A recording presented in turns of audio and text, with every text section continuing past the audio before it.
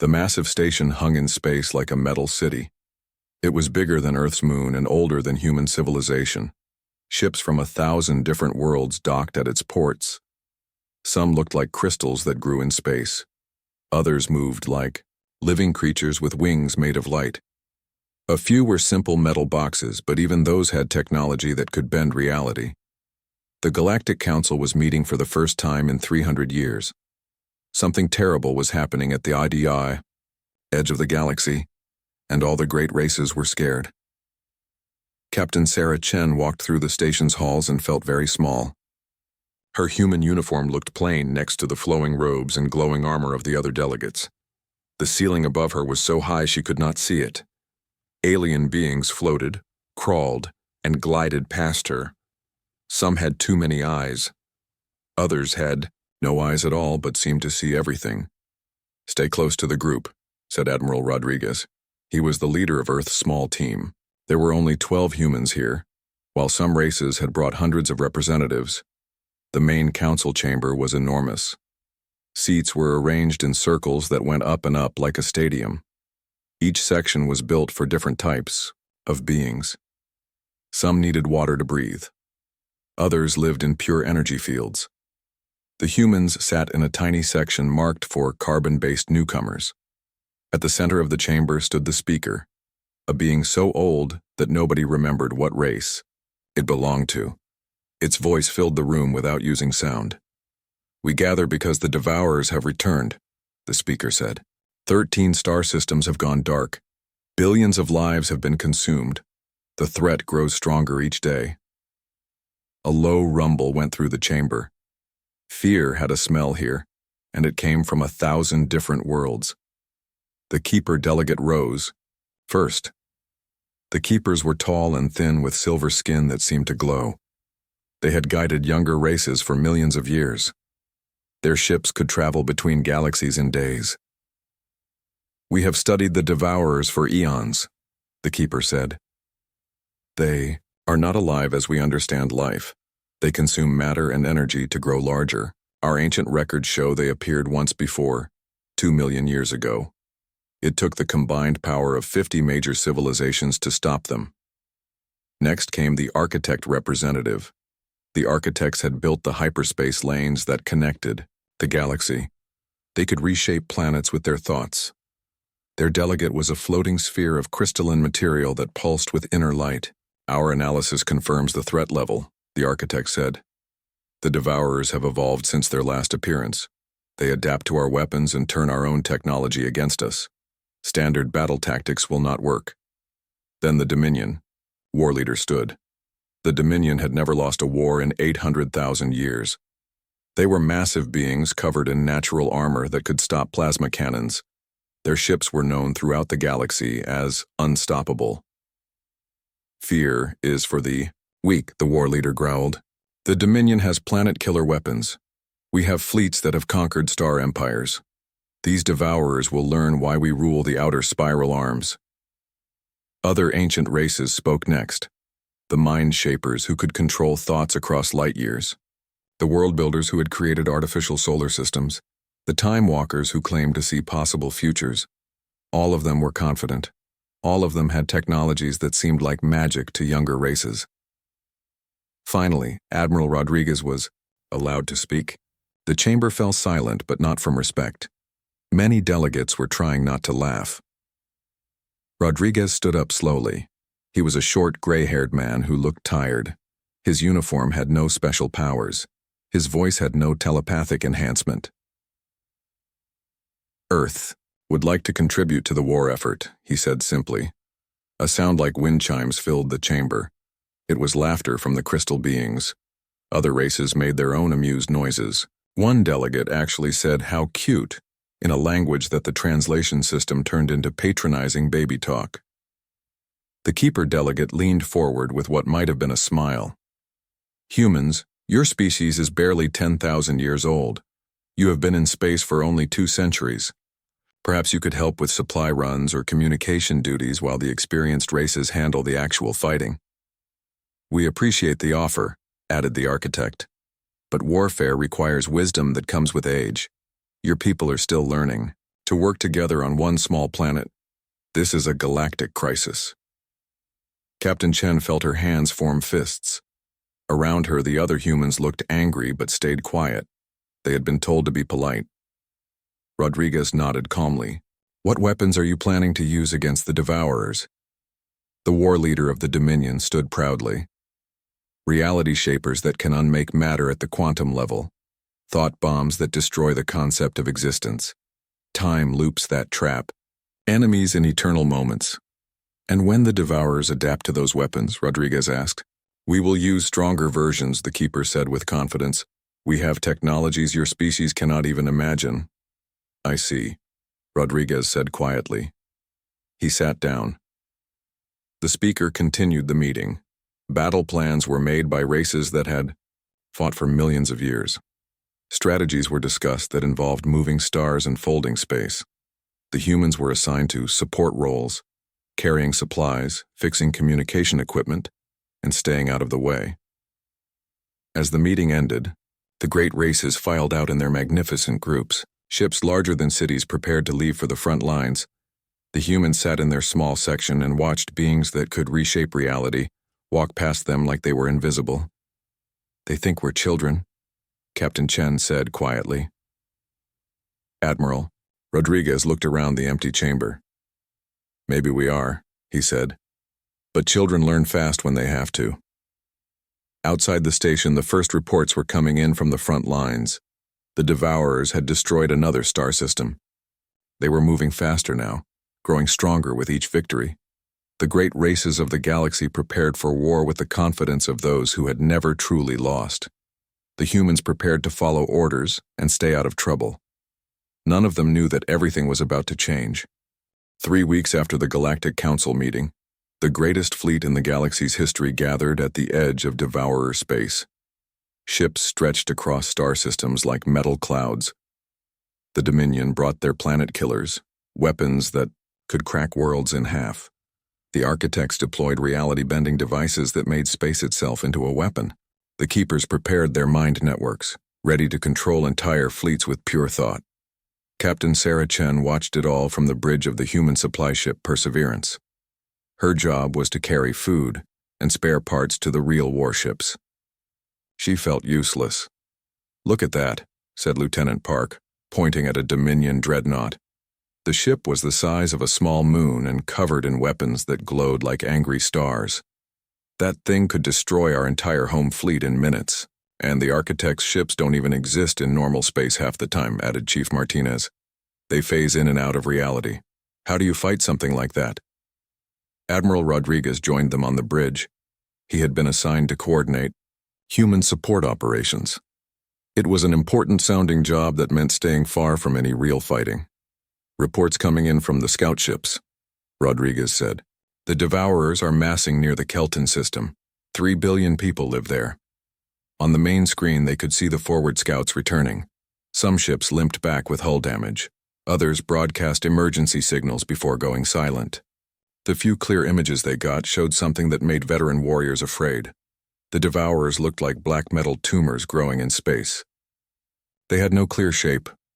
Some parts looked like ships, others like living creatures, and still others like geometric nightmares that hurt to look at. They moved in ways that made no sense, flowing through space like liquid mercury.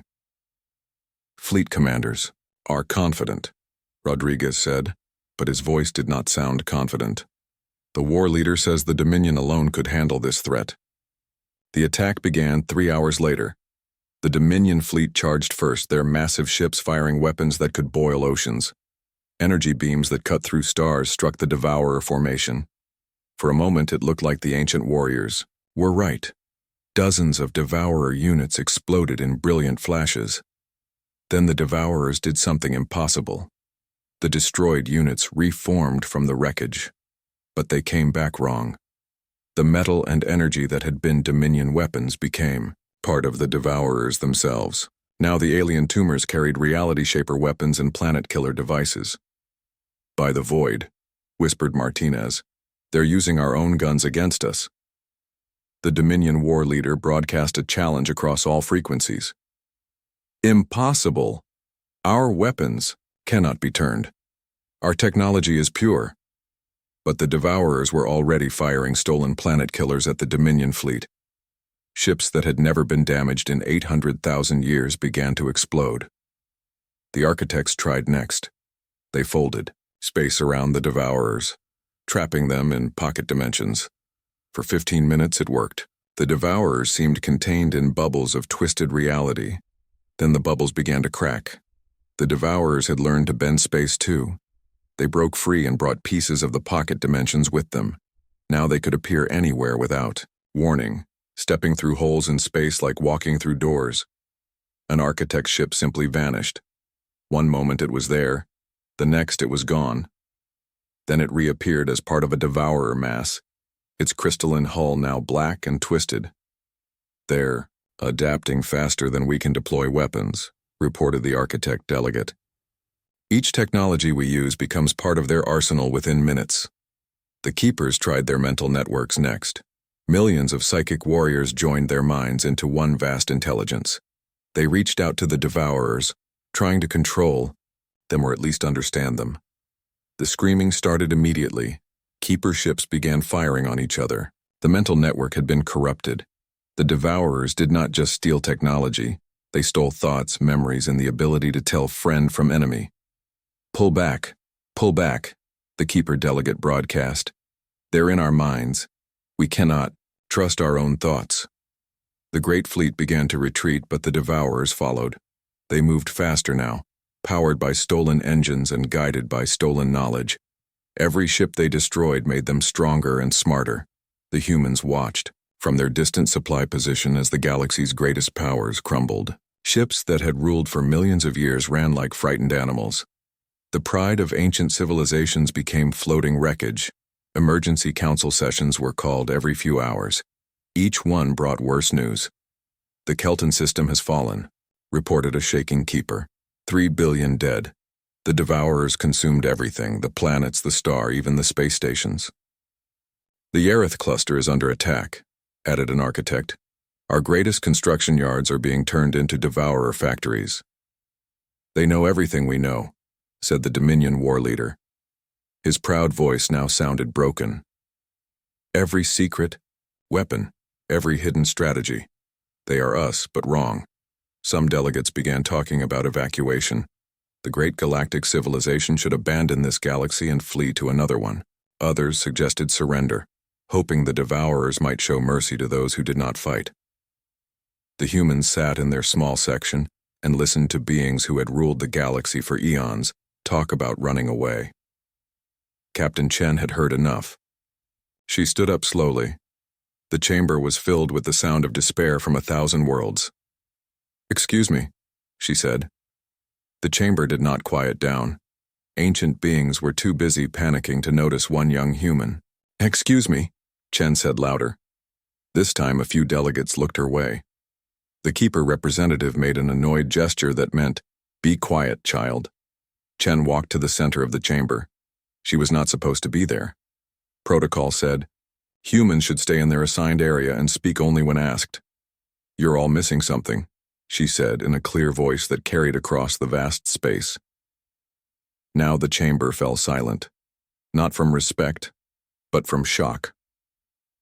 A junior officer from a barely spacefaring race was interrupting the galaxy's greatest minds.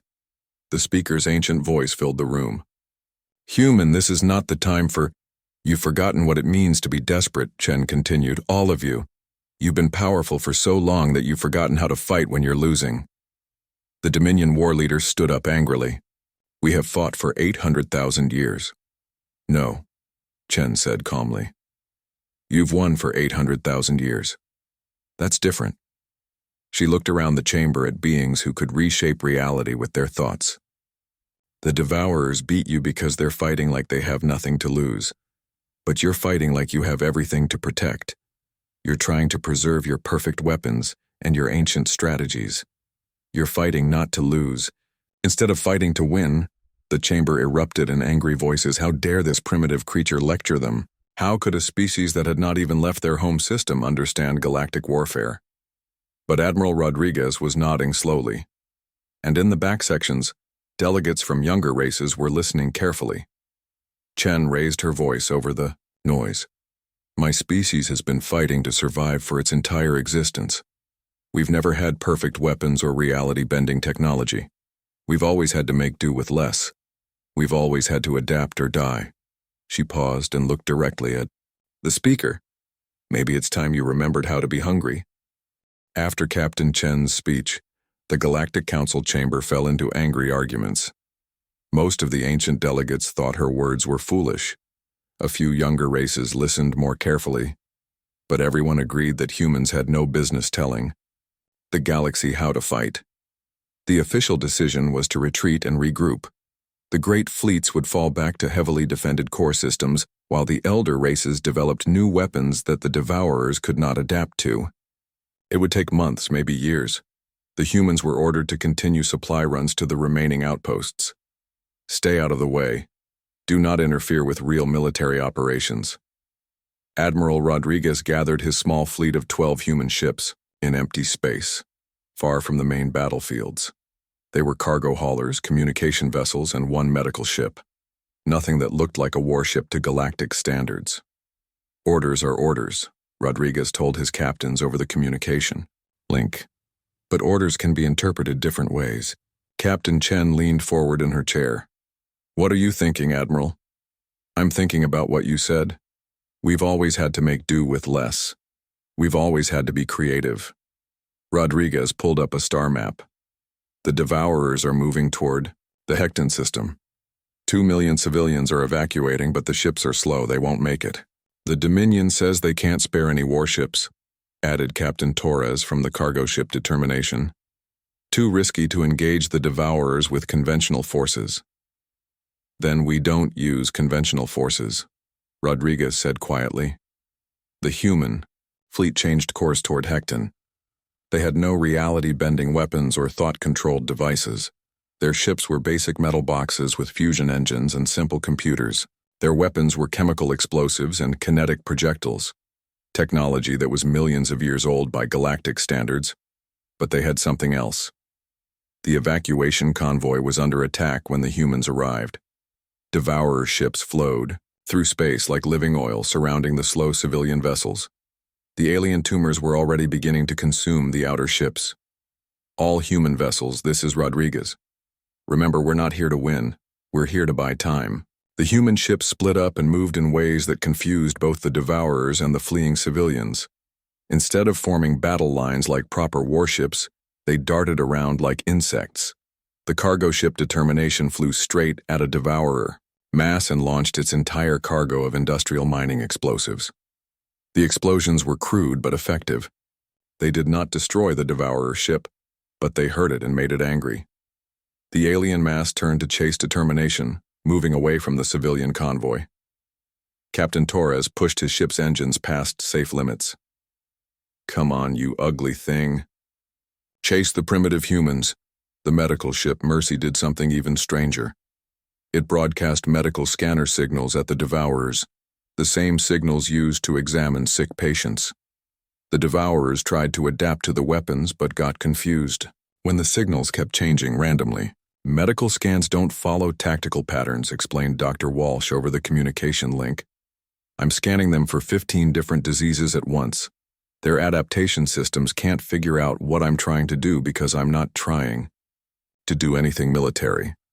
The Devourers found themselves being examined for space flu, metal fatigue, and digestive problems all at the same time. Their corruption systems, designed to steal and adapt military technology, had no idea how to handle medical equipment. Captain Chen in the Perseverance tried something different. She loaded her cargo bays with scrap metal, broken ship parts, old machinery, and space junk.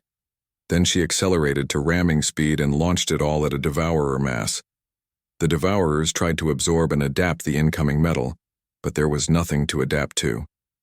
It was just garbage flying very fast. The alien ships took damage from simple kinetic impact, the oldest weapon in the universe. "They're designed to steal advanced technology," Chen reported as she dodged return fire. "But you can't corrupt a rock. You can't adapt to being hit by space junk." The battle was chaotic and desperate. Human ships took heavy damage. The communication vessel Relay lost its entire rear section, but kept flying. The cargo ship Endurance had its engines destroyed and drifted helpless while its crew fired emergency flares at Devourer ships. But something was working. The Devourers were not adapting as quickly as usual. They seemed confused by weapons that were not really weapons and strategies that were not really strategies. Most importantly, the civilian convoy escaped. News of the Hecton rescue spread quickly through the remaining galactic forces. Most dismissed it as a lucky accident, but a few younger races started asking questions. The Zephyrian Republic sent a delegation to meet with Admiral Rodriguez. The Zephyrians were only 50,000 years old, practically children by galactic standards, and had been relegated to support roles like the humans. Our ancestors fought with simple weapons before we developed plasma technology, said Commander Velka. We still remember some of the old ways. The Corvin Union has similar history, added Captain Thex over the communication link. Before we learned to shape gravity, we used kinetic bombardment and chemical explosives.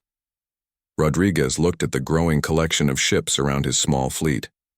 Young races that had been ignored by the galactic establishment were coming to learn from the humans. The elder races think we're being primitive, Rodriguez said. Maybe we are, but primitive doesn't mean wrong. He started teaching them the old ways, how to fight when your technology was inferior, how to use the enemy's strengths against them, how to turn limitations into advantages. The next Devourer attack came at the Rilton mining colony. This time the response was different. Instead of grand fleets with reality-shaping weapons, the defenders used modified mining ships throwing asteroids. Instead of thought-controlled battle networks, they used simple radio communication that could not be corrupted. The Devourers found themselves being attacked with tools instead of weapons. Mining lasers that cut through their hulls, construction mechs that grabbed Devourer ships and physically tore them apart, waste disposal systems that launched garbage at near-light speed. Captain Chen led a squadron of human and Zephyrian ships in a new kind of formation. They did not try to preserve their vessels or fight according to ancient battle traditions. They flew like people who had nothing left to lose. Target the big one in the center, Chen ordered. Everyone remember, we're not trying to win a glorious victory. We're trying to survive long enough to hurt them. The mixed squadron hit the Devourer formation like a swarm of angry bees. They took terrible losses, but they also did something the Devourers did not expect. They won. For the first time since the war began, a Devourer fleet retreated. The victory was small and costly. Half the defending ships were destroyed or badly damaged. But it proved something important. The Devourers could be beaten by people who fought like their lives depended on it. Word reached the Galactic Council within hours. The reaction was mixed. Some elder races dismissed the victory as meaningless. Others began to wonder if there was something to learn from these primitive tactics. But in the outer systems where younger races struggled to survive, the news spread like fire. The humans and their allies were teaching a new way to fight, a way that did not require millions of years of technological development or ancient wisdom, a way that only required the willingness to risk everything for a chance to live. Admiral Rodriguez received a communication from an unexpected source. The signal came from deep in Keeper space, from one of their most ancient commanders. Human Admiral, the message said. I am Fleetmaster Zen Kala. I have fought for longer than your species has existed. I have won battles across 100 galaxies, but I have forgotten how to lose. Perhaps it is time to remember. Rodriguez smiled as he looked at the growing fleet around him. Ships from a dozen different races all learning to fight like they were desperate. Welcome to the primitive resistance, he said. Fleetmaster Zen Kala arrived at the human base 3 days later. The ancient keeper had commanded fleets for 2 million years. Civilizations had risen and fallen during his service. He had never lost a single battle. Admiral Rodriguez met him at the docking bay. The keeper was 12 feet tall with silver skin that glowed softly. His eyes held the wisdom of ages, but also something new, uncertainty. I do not understand what you are doing, Zen Kala said without greeting. Your tactics make no sense. You sacrifice ships unnecessarily. You waste resources. You fight like animals. Yes, Rodriguez said simply. We do. The keeper looked around. The base. Human ships sat next to Zephyrian fighters and Corvan haulers.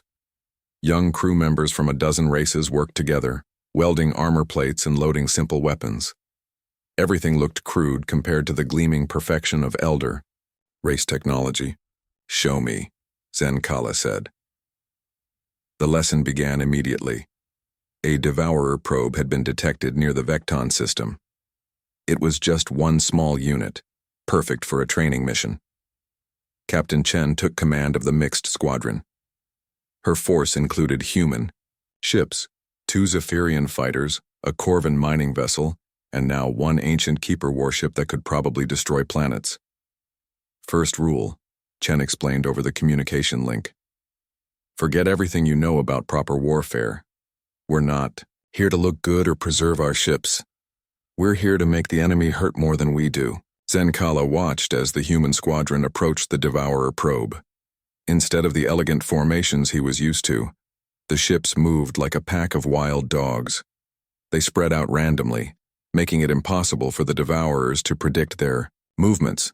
"No battle coordination?" Zen Kala asked. "We coordinate," Chen replied, "but we don't choreograph. The enemy can't adapt to tactics that change every second." The Devourer probe tried to scan the approaching ships and steal their technology, but the human vessels were using so many different systems that the probe could not keep up. Chemical rockets, fusion drives, gravity manipulators, and simple solar sails all at once. "Now watch this," Chen said. She ordered her cargo ship to dump its entire load of industrial coolant directly onto the Devourer probe. The alien ship immediately tried to adapt to the chemical weapon attack. But the coolant was not a weapon. It was just very cold liquid that made the Devourer's hull contract and crack.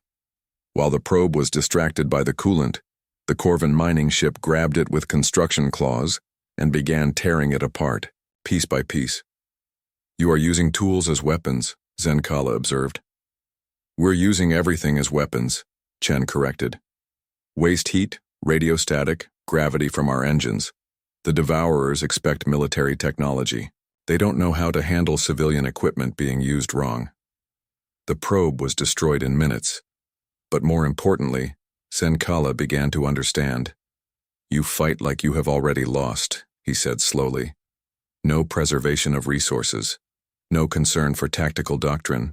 You assume you will lose everything and fight to make that loss as expensive as possible for the enemy. Now you're getting it," Rodriguez said. Over the following weeks, something remarkable happened. Ancient races began to remember who they were before they became comfortable. The Dominion war leader arrived with a confession that shocked his own people. "We were raiders once," he admitted to the mixed council. "Before we built our great empire, we were nomads who took what we needed to survive. We fought with crude weapons and desperate courage." He began teaching young Dominion warriors the old ways. How to fight when outgunned, how to turn enemy strength into weakness, how to raid instead of conquering. The architects made an even more startling discovery. Deep in their data archives, they found records of their species' origin. Before they learned to reshape reality with their minds, they had been builders who worked with their hands. "We built the first ships with metal and sweat," said the architect delegate. "We solved problems by trying things that should not work. We were inventors, not gods." Soon, young architects were learning to build with simple tools again. They created ships that looked rough but worked in ways the Devourers could not predict. Welded metal instead of grown crystal. Mechanical computers instead of quantum networks. Even the Keepers, the oldest and wisest race, began to change. Zen Kala shared stories that had been forgotten for millions of years. "We were warrior philosophers once," he told his crew. "We meditated by fighting. We found wisdom through struggle. We became great not by avoiding failure, but by learning from it." The transformation spread throughout the galaxy. In the core systems, elder races watched in amazement as their young people joined human-led units. Ancient weapons were put aside, in favor of crude but effective tools. The Devourers found themselves facing an enemy they could not understand. Ships that fought like they were already dead. Tactics that made no logical sense. Technology so simple that there was nothing to corrupt. The turning point came at the Battle of Nexus Station. The station was the galaxy's main communication hub. If it fell, the remaining free systems would be cut off from each other. 3 massive Devourer fleets converged on it, expecting an easy victory. Instead, they found something impossible. The defenders were not the great fleets of ancient races. They were a mix of every species in the galaxy, fighting together with weapons that should not work. Human cargo ships launched asteroids at near-light speed. Zephyrian fighters used modified civilian engines to ram Devourer units. Corvan miners turned construction equipment into close combat weapons. But the most shocking sight was the ancient races fighting like their ancestors. Dominion raiders working in small, fast groups. Architects building battlefield fortifications with their bare hands. Keepers leading charges instead of giving orders from safety. Captain Chen found herself flying alongside Zenkala as they attacked the largest Devourer ship. The ancient keeper had stripped his vessel of all its reality-bending weapons. Instead, he carried simple kinetic cannons and chemical explosives. "I had forgotten," Zenkala said as they dove toward the enemy. "I had forgotten what it felt like to risk everything on one moment." The battle was chaos. Ships exploded on both sides, the space around Nexus Station filled with debris and weapons fire. But something had changed in the way the galaxy fought. They were not fighting to preserve their ancient glory. They were fighting like cornered animals with nothing left to lose. The Devourers, for the first time since the war began, retreated in confusion. They had adapted to every advanced technology the galaxy possessed, but they could not adapt to desperation itself. After the battle, representatives from every major race gathered at Nexus Station. The old Galactic Council was gone. In its place stood something new, a war council made up of fighters instead of politicians. Admiral Rodriguez looked around the room at beings who had ruled the galaxy for eons and were now learning to be hungry again. "This is what we needed to remember," he said. "We're not fighting to protect what we have. We're fighting so our children can have something to build on." Zenkala nodded slowly. "The humans have taught us an old truth. Victory belongs not to the strongest or the wisest, but to those who refuse to give up." The war was not over. The Devourers still controlled vast areas of the galaxy. But something fundamental had changed.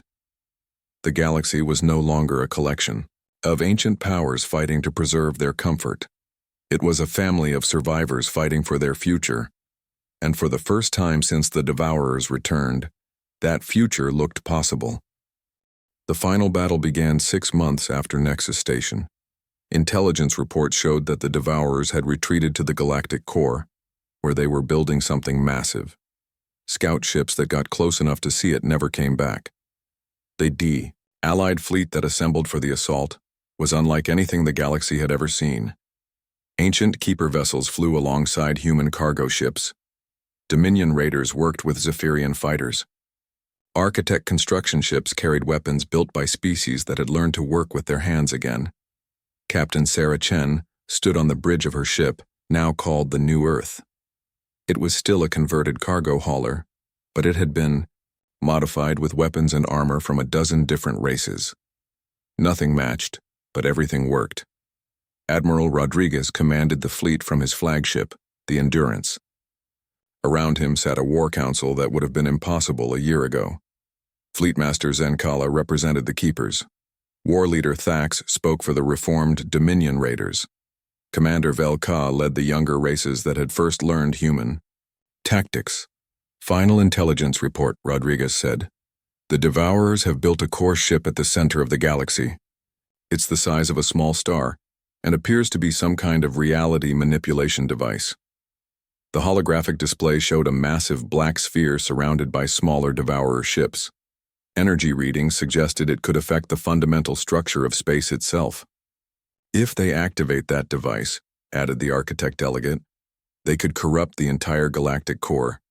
Every star system within 10,000 light-years would be consumed instantly." "How long until it's ready?" asked Chen. "Our best estimate is 12 hours, Zenkala replied. "The energy patterns are building toward some kind of critical threshold." Rodriguez looked around the council table. "Recommendations?" War Leader Thax growled softly. Direct assault. Hit them with everything we have before they can activate the device. The core ship is too well defended, Velka argued. We would lose half our fleet before getting close. Then we make it a worthwhile trade, said the architect. Disable the device even if we all die doing it. Chen listened to the debate and thought about everything that had brought them to this moment. A year ago, these beings had been comfortable, rulers of an ancient galaxy. Now they were talking about sacrificing everything for a chance at victory. There's another option, she said quietly. The council fell silent. Chen had become known for her unconventional ideas. The Devourers adapt to everything we throw at them, she continued. But what if we don't throw anything? What if we give them exactly what they want? Explain, Rodriguez said. Chen called up a tactical display. The core ship is designed to consume and corrupt technology. It's like a massive version of what individual Devourer units do.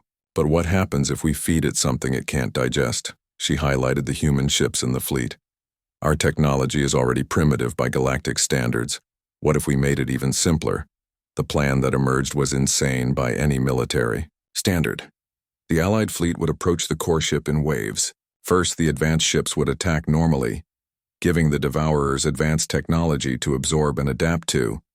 Then, while the core ship was busy processing stolen technology, the primitive ships would strike. But not with weapons. They would ram the core ship directly, carrying the simplest possible payloads. Nuclear weapons, Chen explained.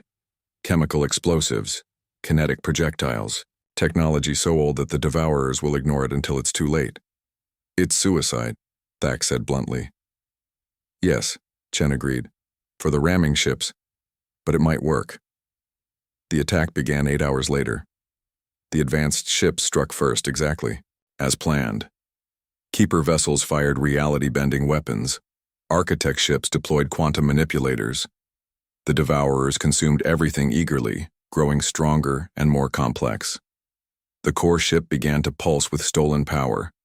Its reality manipulation field started to expand. Phase 2, Rodriguez ordered. The primitive ships moved in. Human cargo haulers loaded with nuclear weapons. Zephyrian fighters carrying chemical explosives.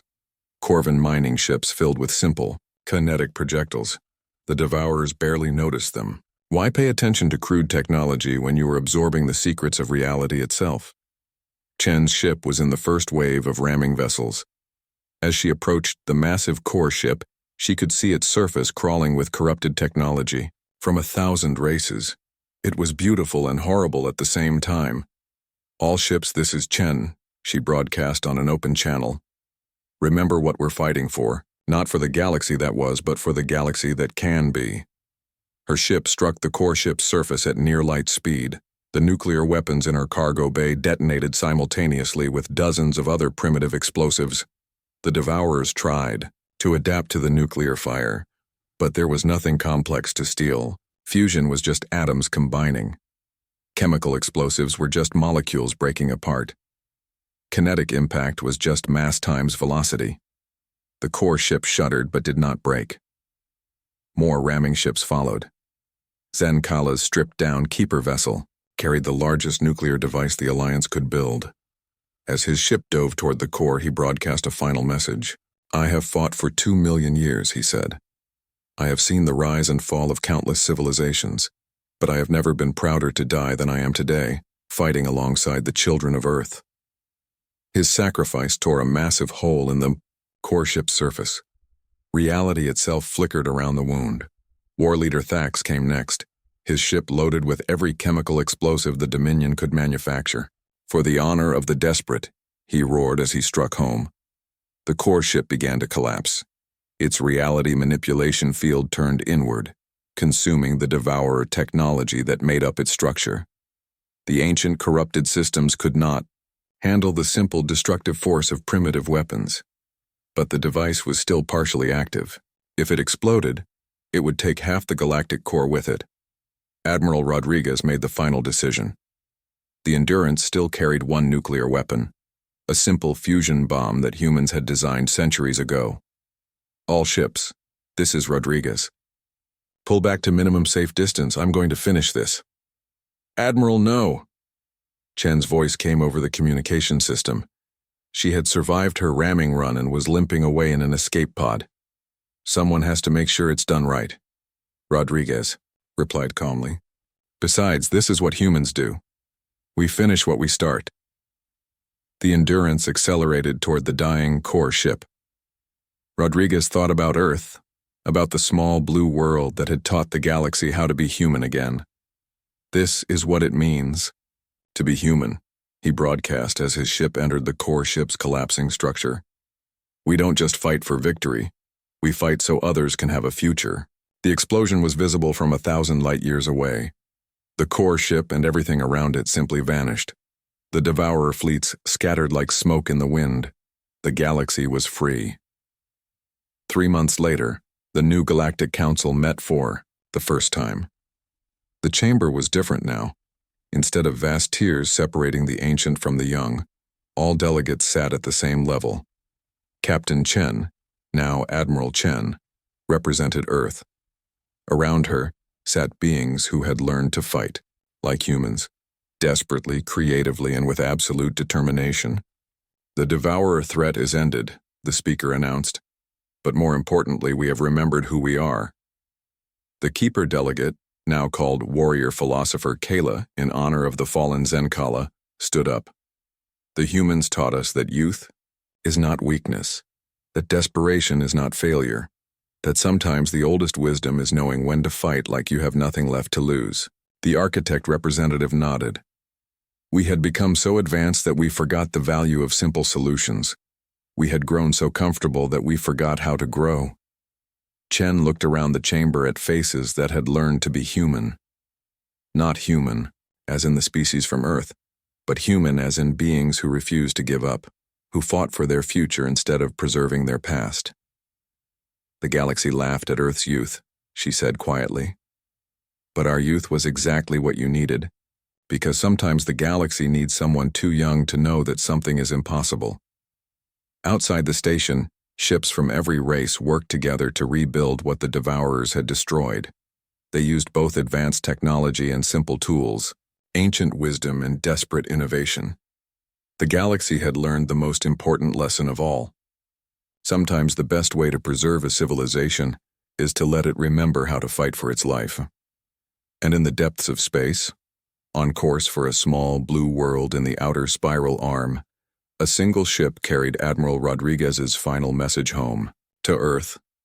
Tell them we remembered who we are, it said. Tell them the galaxy learned to be human.